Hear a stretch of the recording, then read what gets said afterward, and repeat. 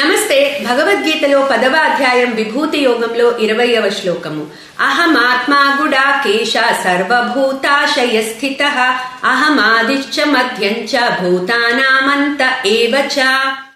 So భగవానుడు ఆయన highest form of manifestation చెప్తున్నారు. అది ఎట్లా?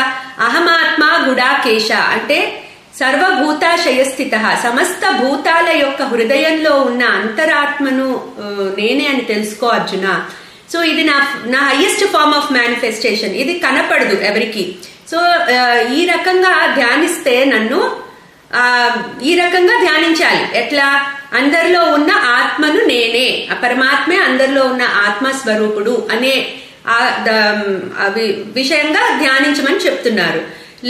అహం ఆదిశ్చ మధ్యంచ, ఇట్లా ఉంటూ అందరిలో ఆత్మస్వరూపుడుగా ఉన్నారు. అహం ఆదిశ్చ మధ్యంచ భూతానాం అంత ఏవచ, సమస్త భూతాల యొక్క ఆది మధ్యము అంతము కూడా నేనే. అంటే ఆ సృష్టి స్థితి లయ కారణాన్ని నేనే వాళ్ళకి, సమస్త భూతాలకి అని చెప్తున్నారు. సో భగవానుడు ఇక్కడ మనం ఎలా అర్థం చేసుకోవాలంటే, ఇంత వెరైటీ ఉంది ఈ ప్రపంచంలో, భగవానుడు ఒక్కడే. సో ఏకత్వం నుంచి అనేకత్వం వచ్చింది.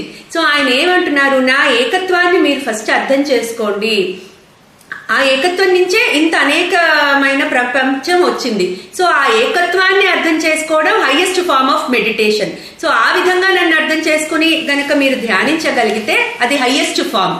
లేదు, అలా చేసుకోలేరా, అర్థం చేసుకోలేరా, అప్పుడు అనేకత్వం నుంచి ఏకత్వానికి రండి అని చెప్తూ ఇంకా రాబోయే శ్లోకాలలో ఆయన అదర్ ఫిజికల్ విభూతులు చెప్పబోతున్నారు. ఇప్పుడు క్లీం కృష్ణాయ నమః.